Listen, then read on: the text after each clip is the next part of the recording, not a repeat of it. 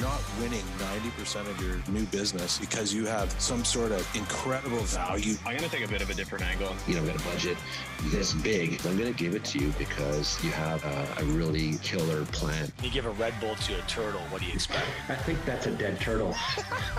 So let's move on to... E-break. Cheers. Cheers. Cheers.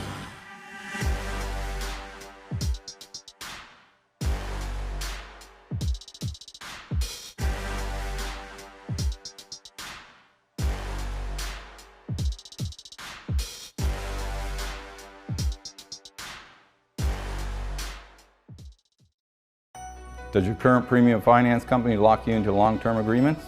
That's because they don't want you talking to us. At IFS, we win your business the good old-fashioned way, with customer service. I know you don't always have to use a premium finance company, but when you do, you should use IFS. Cheers. Hi there, and welcome to another episode of the Digital Insurance Pint Podcast. As always, I'm your host, Tom Reid, and I'm joined by my colleagues, Jeff Roy, CEO of Excalibur Insurance. Welcome, Pinters. Steve Earle, CEO of Cheap Insurance. Hello. Hashtag Say No to Portals. And Adam Mitchell, CEO of Mitch Insurance, who apparently is better than Steve. Hello. Today, we're very pleased to be joined by Louis Gagnon, CEO of Intact Financial Corp. Thanks very much for joining us. Hi, everyone. Great to be here. And lots of people know Louis, but just in case for those who don't know, I'm going to pass the talking stick over to Jeff with our speed round of questions. I think it's important for listeners to get to know Louis. Louis is Louis. So, in that vein, we're going to start off with, who is your favorite Canadian band or singer? Tragically Hip was really probably the one that comes to mind the most there. I think it's pretty iconic there. So that's great. Now, are you an iPhone or Android user? iPhone by default, really there, just get accustomed to it. I have no clue what the others are. Sounds like me. Now, Louis, when you're not running Intact, what do you like to do in your spare time? I like to play. Seriously there. I play golf. I don't play as well as Adam there, I have to admit there. So I'm far from Adam's caliber there, but I like golf. I'm a tennis player. We've asked people, who's influenced the most in the insurance industry. Our number one answer by far has been Charles Brindamore. We've got a question for you. Is Charles really the smartest guy in the insurance industry or not? Oh, yeah. Oh yeah. Quick answer. No. I mean, yeah, the guy is brilliant. The guy he's witty. He's quick. He is deep. He gets along with everyone. He's right. So it's the full package, right? So he's great guy. Louis, where's your favorite place to go to unwind? I have a place in Florida there. I just, but the thing is, it's tough to unwind, right? It's still very tough for me to unwind. My wife declared me advanced OCD a few years ago, and it's very tough to just take a break and not think about the world in general, right? I mean, I'm a big worrier. Worry about my kids, worry about the world, worried about climate change, worried about So unwinding is it's not easy, but I like to go to Florida. And last question I have before I get into my show questions. You mentioned about reading. What are some of the books you're reading right now to share with the listeners? There's On Leadership by Henry Kissinger. That was unbelievable. That's a great book on what makes people being good leaders. It's a great book. And one of the book that I read that you probably it goes really well with your with the theme of your podcast. It's Drunk. it's the history of intoxication. Great speed round. I want to jump into it, Louis. I'd like you to tell our listeners how you went from a broker to CEO of IFC Canada. Jeff, I pinch myself every day. Seriously, I'm the luckiest guy in the business. I have no doubt. I would have never dreamed about that. So I was a broker for 16 years. And I went into business by kind of joining my father-in-law that had a small brokerage in Buckingham, Quebec. So he had a small brokerage of 1.2 million of DWP. So very small. And he wanted to do an acquisition. He wanted to buy another broker of 300,000. And he didn't think he was going to be able to do it himself. So he said, "Why don't you join me?" I was at the Royal Bank at that time. So I joined him and stayed in the business for, as I said, 16 years, made a lot of acquisition, grew the business. And in 2007, I wanted to do my PhD. So I applied to Toronto University and at York, and I got accepted at both.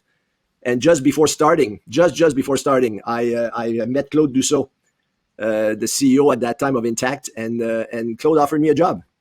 And I went back home. My wife was ready to move to Toronto with the kids. I had enough money because I sold my business to my partner at that time. I went to my wife and I showed my wife. So we have 5 years, no salary. And because I'm going to use the money that with the sale of the business to do my PhD, or I have that offer. And she looked at me within 10 seconds and she said to me, "Are you F crazy?" So I became senior VP for Quebec at that time. And after that, the rest is history there. We got through all the happy kumbaya stuff. Let's get a little bit meaner here. And for that, I'm going to turn over to Steve. Okay, let's start with an ugly one. So Intact by default, when you purchased RSA, who was a facility servicing carrier, and then cooperators decided to leave the party, that leaves you with all the volume in Canada, and for the most part, leaves brokers with the volume in Canada too, because the directs aren't touching it. There's certainly been some challenges for you. Are you seeing service improvements in facility, and maybe talk about some of your plans to fix things or change things for the experience for us in facility? Steve, I would, it's funny, but I would return the question to you on this one, because I all our metrics and all our numbers are showing progress. But at the end of the day, are you seeing progress seriously? Because it's not very important what my numbers are showing. So we see real big change from 2 years ago, right? So there's no doubt that there is improvement. The machine is I think it's working better than it was. But tell me, we have seen improvement in timeline. Certainly, that's sped up. But I would say that the consistency and pricing accuracy is impossible. You've got junior underwriters all of us are still interpreting a facility manual that leaves too much room. In what world does a person call and say, "I'd like a price for a product," and our response as the sole seller is, "I think it's going to be around this. We're going to set up your payment plan based on what I think it might be. In 2 or 3 months, we'll find out what it actually is, and then we're going to charge you the difference." Like, would you ever buy a product, based on that? And that's what we're doing every day, right? And we're still doing it in the sense of it's really a challenge. Now, the solution for this it likely will end up being, but it can't be a portal, right? I think we have the opportunity here to start with something different and fresh and better versus just repeating old tech that bogs us down further. No, I agree. No, and you know what? I think that's what you're describing is completely unacceptable. Seriously, there, it's something that we have to get away from.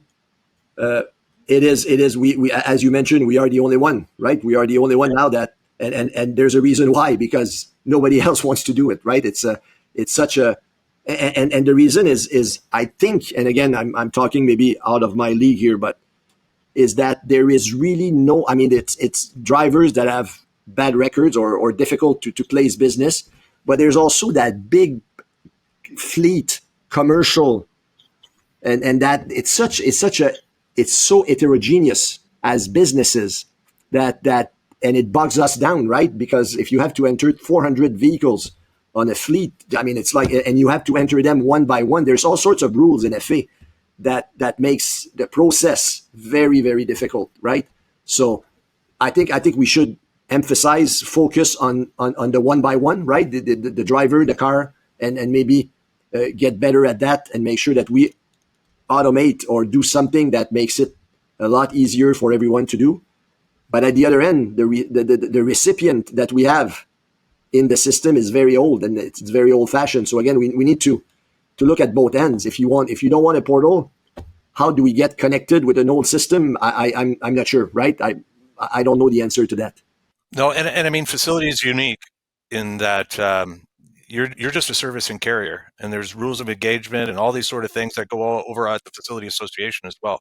And I think just generally over the last 30 years, like up until recently, facility operated with the exception of getting rid of faxes in favor of PDFs via email. That was the big advancement over the last 23 years, right? So that organization has sort of been stuck in the past as well. But and you're right. I don't know what the silver bullet is for this either, Louis. But the drag on the broker is really it affects our brand when we can't price the product, we can't get people their documents, we can't. It wears our brand wears that. Intact as well. Oh yeah, no, we're a certain. No, I absolutely agree with you because we're behind it, right? It's us that is producing that. So. I know there's a servicing fee. I presume that servicing fee based on premium. And then another problem would be it's not really a growth market. It's not something anybody desires to double and triple the size of that. So you can't grow your revenue line. And it fluctuates a lot too, right? And the service fee is flat. So if you take on an infrastructure cost or an architecture, that's just on you. It's not shared by the pool. So there's a structural problem there where we could actually get it done better if everybody was sharing in the fee of the upgrade of the architecture that needed to happen. Yeah, that's a discussion that should take place at the FA board, right? Yeah, but then you have parties there who, why would they, if it's direct writers, right? What do they care about the service level standards that the broker's delivering, right? Yeah, no, but I would say that most of the broker company would maybe care. Yes, they should. It's a hot potato for sure. It's a tough one. It's a really, yeah. Because running it isn't so bad. It's the entire re-architecture of it that's the drain on resources, right? Because running it could be affordable as far as the fee. For sure. It's the investment you have to make to keep it up to standard. Yeah, I mean to get it from 1983 or 93 up to 2023 that's a big ticket item. Let's turn the page a little bit from sort of the edge cases of the insurance world to the sort of the main use cases of the insurance world, standard home and auto and so on. And Louis, you're likely aware that there are carriers and vendors who have been doing a fair amount of work in connecting back and forth to each other. Intact is not yet at the table with some of that work. Can you comment on your strategy around that, and what would it take to have you guys come to the table and provide real CSIO standards based APIs to the broker community? And I've been mentioning it for a few times. I mean, a few years. And Steve asked me the same question for the last 5 years at every occasion he can. So, yeah, I think overall, it is for us essential that we deliver connectivity with the broker when it's going to be very efficient. That it's going to be that what we offer is it's flawless, makes sense. There's not too many bugs. That also gives access to broker at a wide range of service and product. That's for us is essential there. We don't want to put in the market, and let's talk about commercial line, a product that just give you 35% access to what you could do there. I think it creates so much issues of which system, what do you use, where do you go, and we're not there. We're not there. I'm not saying we're very far from that, but we have not built so far everything that's possible to connect and to make this possible at a high level there. So, and I see all sorts of connectivity right now with some are doing really well. Other, it's a bit clunky, right? There's many more questions, many more things, many more step workaround and everything. And we're not there. So the system, I believe, in my view, are not responding to a proper amount of business before we can connect. Second, that I think it's also very key, and I mentioned that a few times. The last thing I want is to create in the broker business a bunch of aggregator.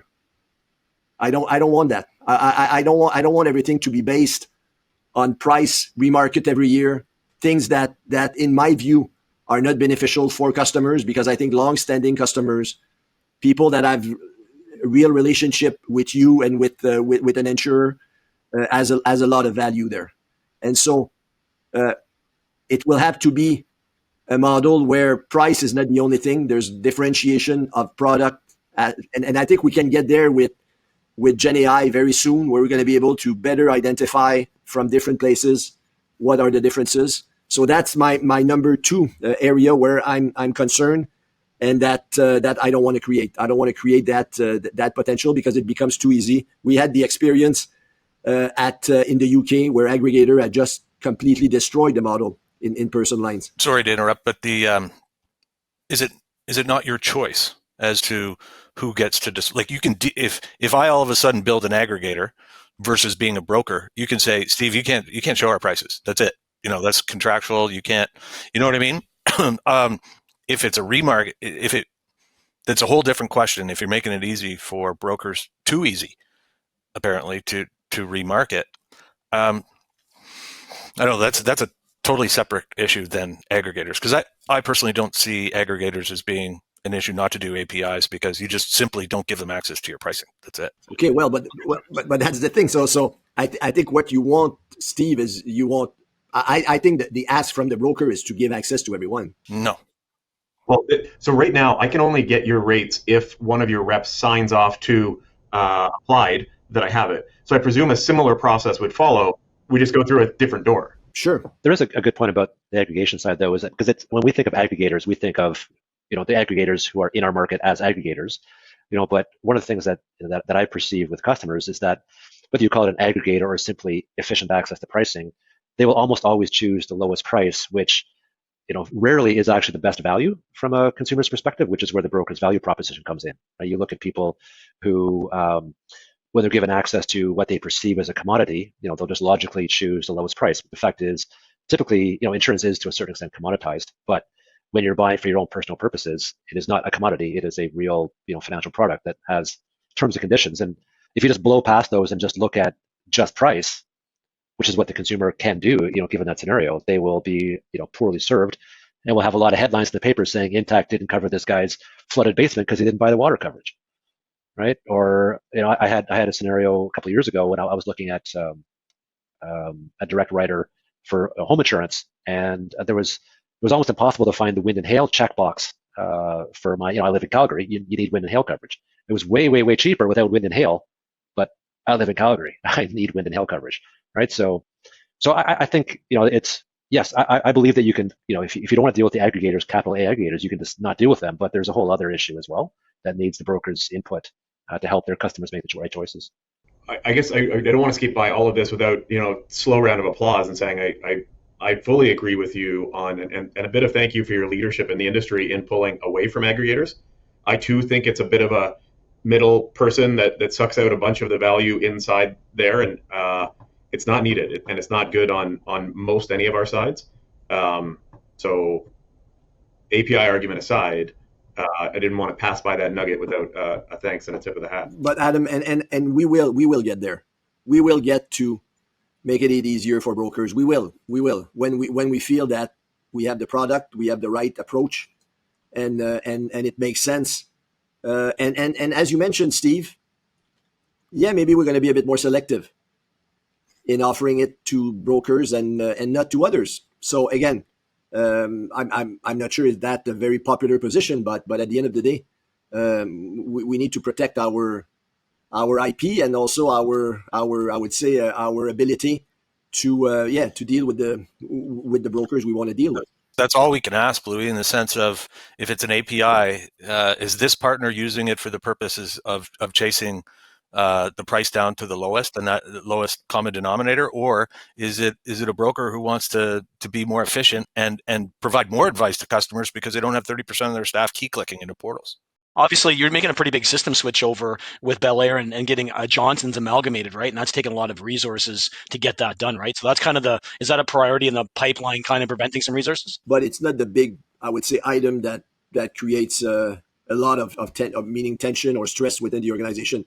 We're putting the business of Bel Air, of Anthony and Johnson into Bel Air. We've done that many times. I don't think that's a big one. No, the big system that we change is our personal line system and our commercial line system, the backbone. And we've decided 10 years ago to build it ourselves, to have our own platform, not to count on the providers. And it takes a long time. Now our contact PL platform is across the land. It's been in Quebec this year. So now we have Bel Air and Intact all on the same platform, meaning they're using the same technology. And we're finishing up commercial line now. So those are huge. And I'm always surprised by the time it takes, the money it needed to do those projects, right? It's huge. So I would say that our big effort right now, it's on the build up and the completion of those two platforms And when you're done, it's just the beginning, right?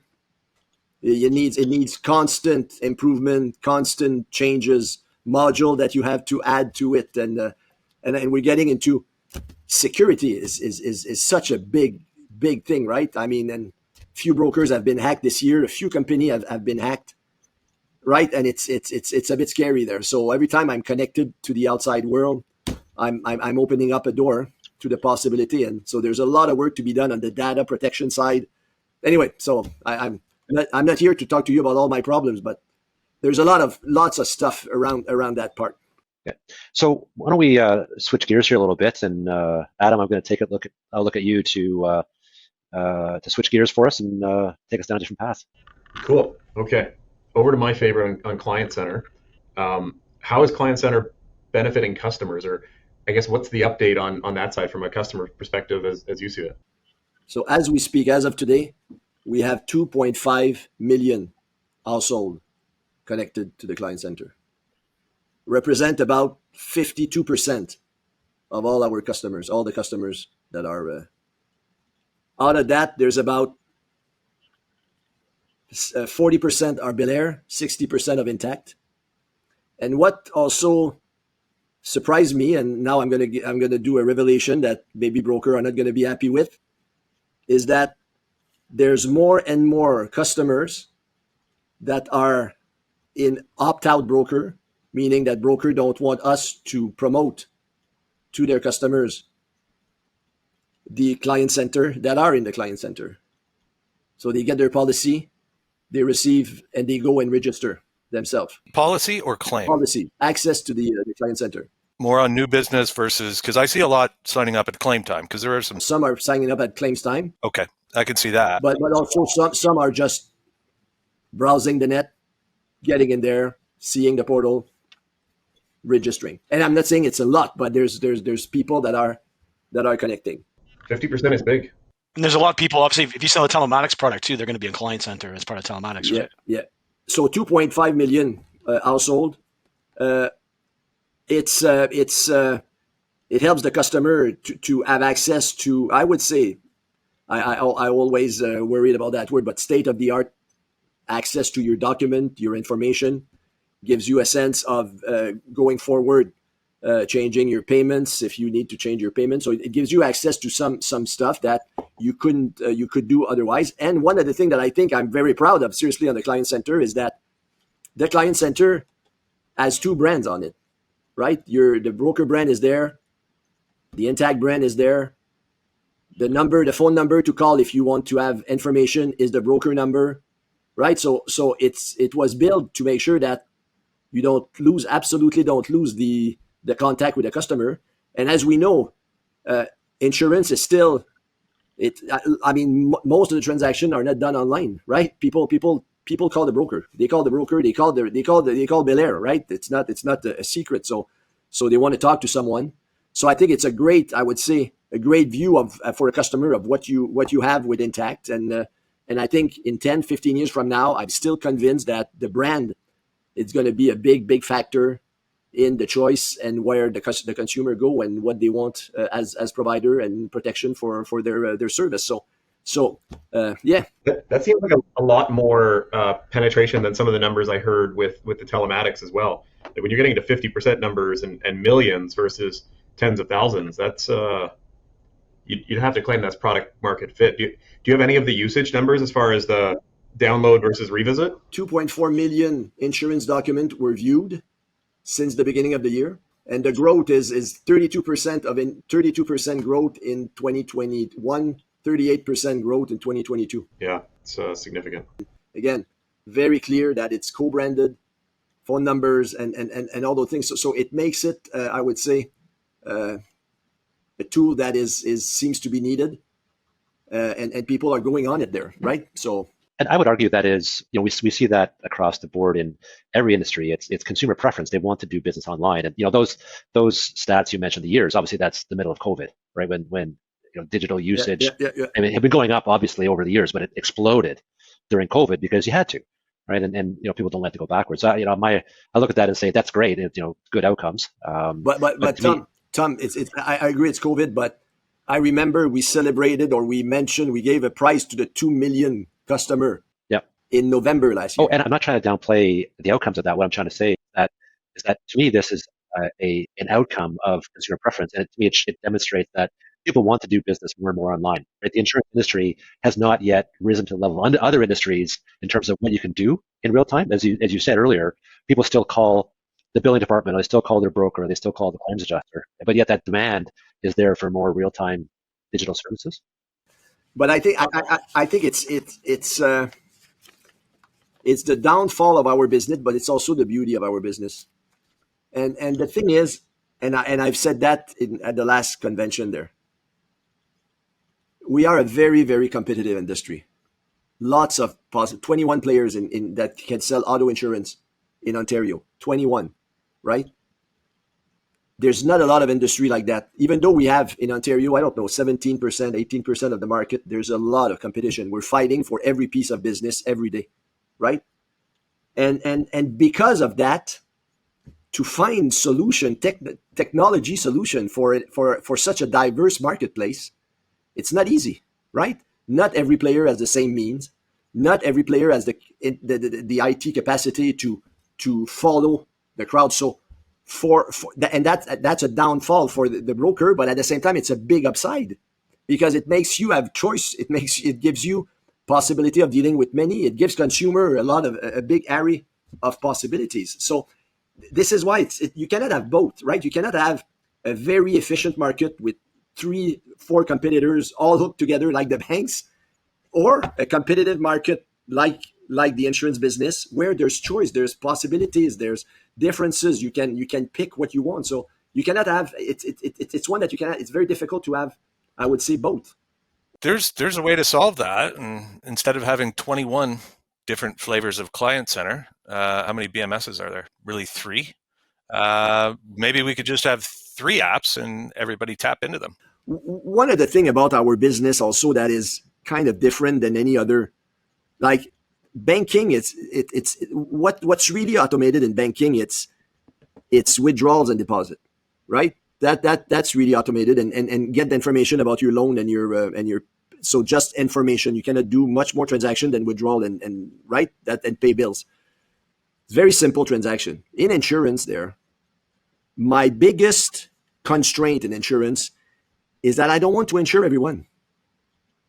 I want to say no to people.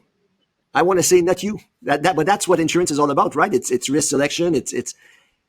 And that is difficult to put program completely there and make sure that and broker have a very good sense of that, right? They're very good at detecting that possibility without using algorithm or anything. But that's part of the complexity behind insurance is that your money smells something in insurance, right? That's if you go to the grocery store and you buy beans, I mean, I'm going to sell beans to everyone that comes through my door. If you call me, not sure I have the product for you. Not sure that I want you as a customer because I'm not sure that you are telling me everything you should tell me. Right? It's a real different thing. And one thing that I know when I sell bean and I know how much it costs me. In insurance, I'll know when there's a claim how much it costs me. So I'll know in the future what the cost is. Anyway, so that makes the entire integration of all those parts together much more difficult. Louis, to a certain extent, I agree with what you just said about brokers being able to provide some sort of frontline underwriting. And I've argued relatively recently that used to be the case, right? When it was understandable, when a frontline person or the owner, whatever, understood what the underwriting parameters were and the pricing parameters were. But now with the big players having some really I'm talking personal insurance, having some real heavy duty black box, R&D data science based pricing models, it's become way more difficult for a broker to truly understand what fits and doesn't fit the parameters anymore. Because you might say in the old days you wanted 6 and 9 stars by the bushel. And nowadays there's so much competition. In fact, sometimes those 3 stars, with a speeding ticket but no DUIs is actually a really good underwriting profitability pocket. And it changes 6 months down the road, that would change. So, I'd argue that some of the advances made in data science have eroded that frontline broker advantage. Yeah, but Tom, at the same time, another secret, that I'm going to say. The best broker before the algorithms are still the best broker today.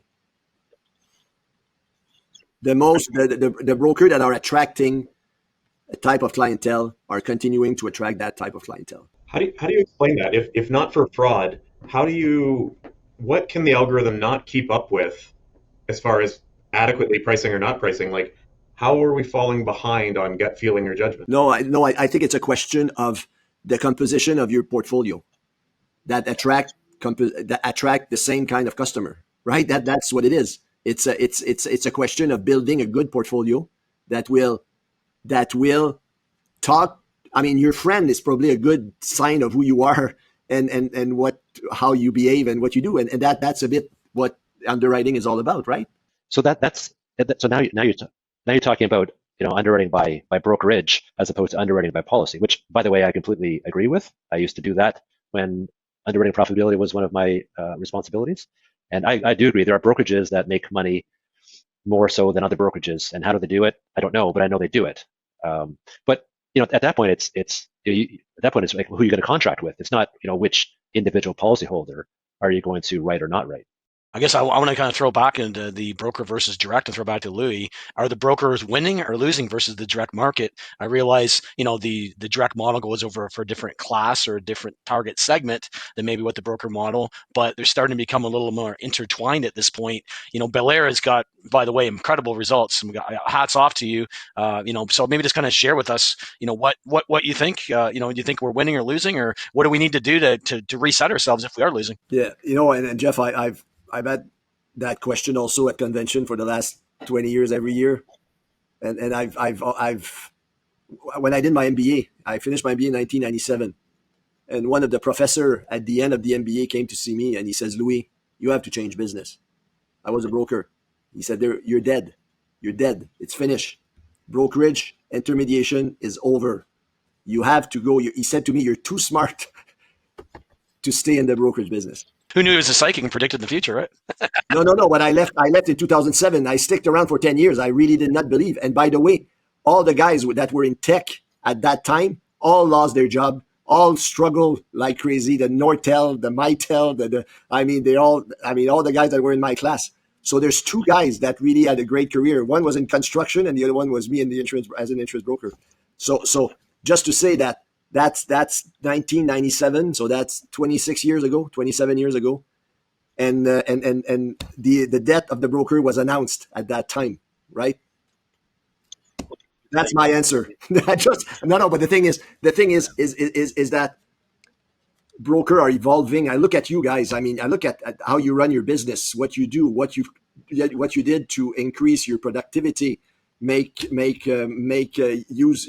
technology to improve your business, adopted some I would say sophisticated sales technique and go in SEO, SEM and make sure that you're present, that you're there, that you do the right thing, you train your people, you hire the right people. I mean that's what it's all about, right? I think for sure that going forward, and I will always talk about the new generation. I mean, for sure, the web is going to be used more, right? I mean, people are going to want to have access, being able to transact. They don't like to talk to people. Yes, it will happen. But when you buy your first house, you're gonna insure your house on the web. There, you spend $1 million on your house, $1.2 million, and you're just gonna say, "Oh yeah, that's good." So there's a big chance you're gonna want to talk to someone. I had the same argument with commercial. You might be willing to look at this as a small startup or something commercially, but at a certain point, as it becomes a self-respecting larger business with more going on, you probably aren't self-serving out of a sort of internet vending machine. You start off maybe using TurboTax or your own software, but at a certain sophistication or complexity, you seek out at least at minimum to validate that it's correct. More likely someone to help. And the thing about I think we're spending a lot of time thinking about selling on the web.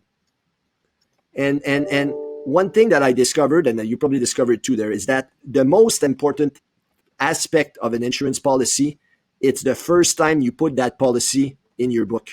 That moment there is crucial there. You need a good information. You need to have a feel for the person that you write the business. You need to make sure that it's smooth and you have a knowledge of that person. We're trying to sell everything online at that point, and after that we forget about the service. I would much prefer that we concentrate on automating the service after, right? Making sure that people have access to the information at 10 o'clock at night, at 2 o'clock in the morning, right? They wake up and they say, am I insured for that, right? But I'm going to have to wait until 8 o'clock tomorrow morning. Let's make sure that there's access to those folks. I think you're absolutely right, Louis. And Steve, it's the first time ever you say that. No, you're right all the time. But I'm just going to add a caveat to it. So when I'm harping on you for half a decade now about APIs and everything, it's not about I don't want to be an aggregator. I don't want to sell online.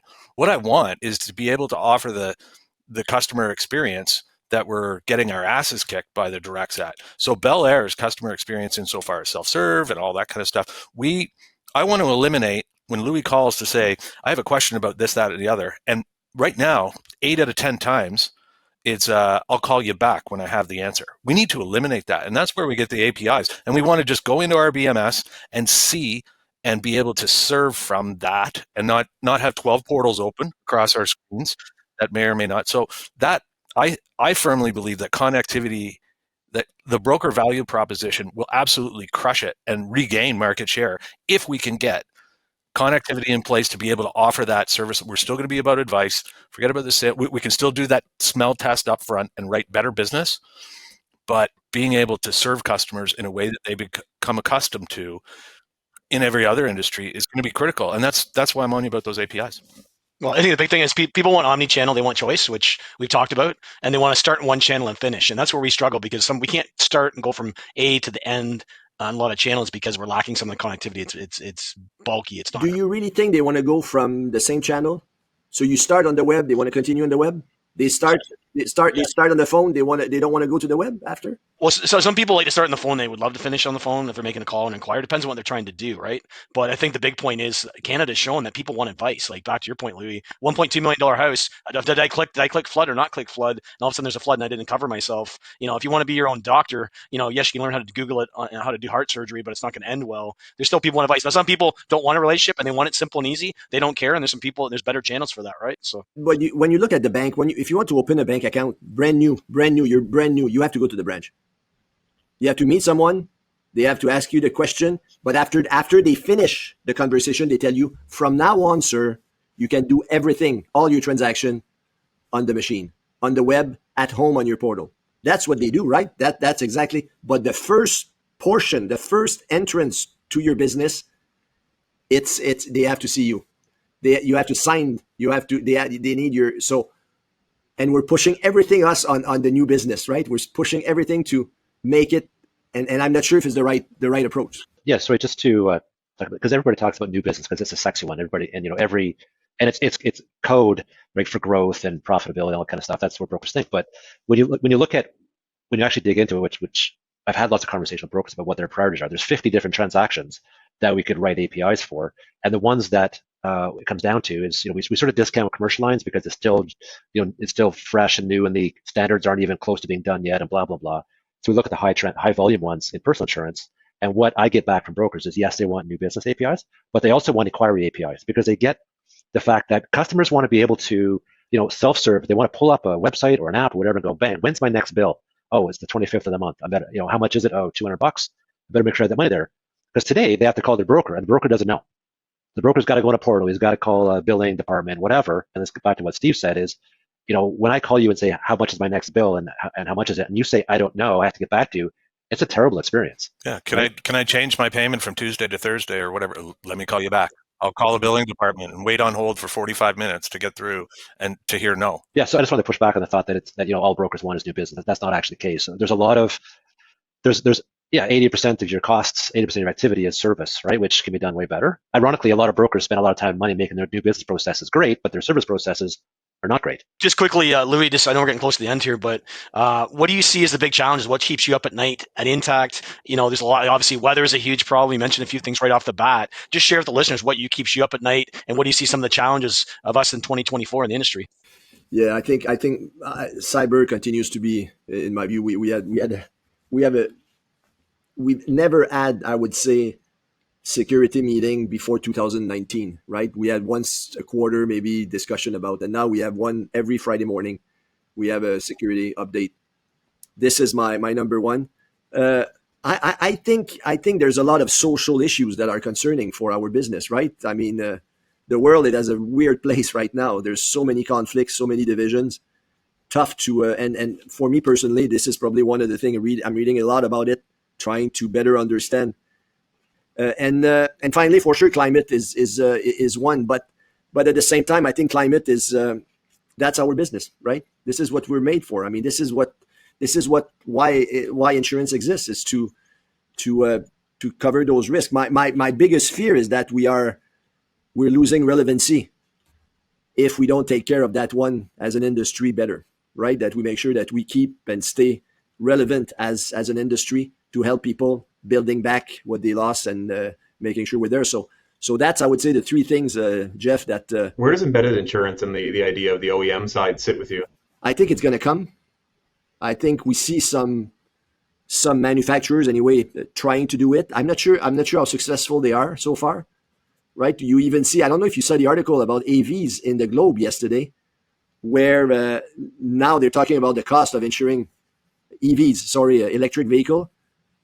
That in the UK right now, there's insurers that are just pulling out of EVs because you have an accident with an electric vehicle and it's a total loss for sure. There's no way to fix. So, and those are very often the companies that wanted to embed insurance in their product. But when you start paying total loss every time there's an accident, it's your capital that is affected, right? Instead of Intact capital that could protect. So for an OEM, the decision to go into creating their own insurance plan is a serious one. I think it comes back to what you said earlier, Louis, is that let's say Tesla embeds insurance into their Tesla product. Well, now there's no underwriting, none. Right? You buy a Tesla, you got a policy. There's zero underwriting, and at that point, you have all that exposure without, by the way, the decades and decades of expertise that an Intact insurance would have, and the hundreds of data scientists and actuaries that you have. So you're just jumping into the deep end of the pool with no underwriting and no insurance expertise, and you expect it's gonna turn out well. It's Warren Buffett that said that a couple of years ago. He said something like, the day that car manufacturers are going to be in insurance, Geico is going to start selling airplane or something like that there. From a distribution perspective and a customer experience perspective, it's obviously an amazing experience. It's just the way it's been done, in my opinion, so far has been fairly poor. I think, if Tesla and Intact were to partner together, then I would be worried. Although as a shareholder, not so much. But yeah, but that's probably what will end up happening, right? What I mean by that is that there's going to be some association, but again, let's say you have to pick your partner, but once you pick your partner, does it mean that doesn't insure the other sorts of vehicle, the other type? Are you being black? I mean, there's all sorts of. It's not a. Yeah, let's keep it competitive. So we only have a few minutes.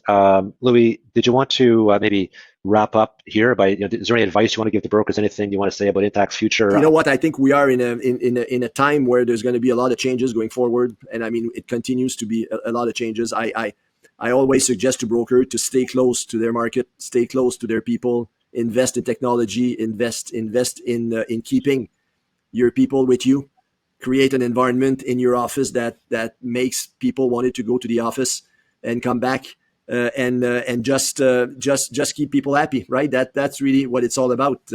We have to work hard, but at the same time, we can have fun, and it's an industry that, you know what, I think we can have fun. I always have fun. So and it was a lot of fun to have a discussion with you guys. I was more nervous than when I go to the CEO panel. I seriously you're the kind of brokers that always challenges us, that always asking the great question. And so I was a bit worried. I'm really happy it's over.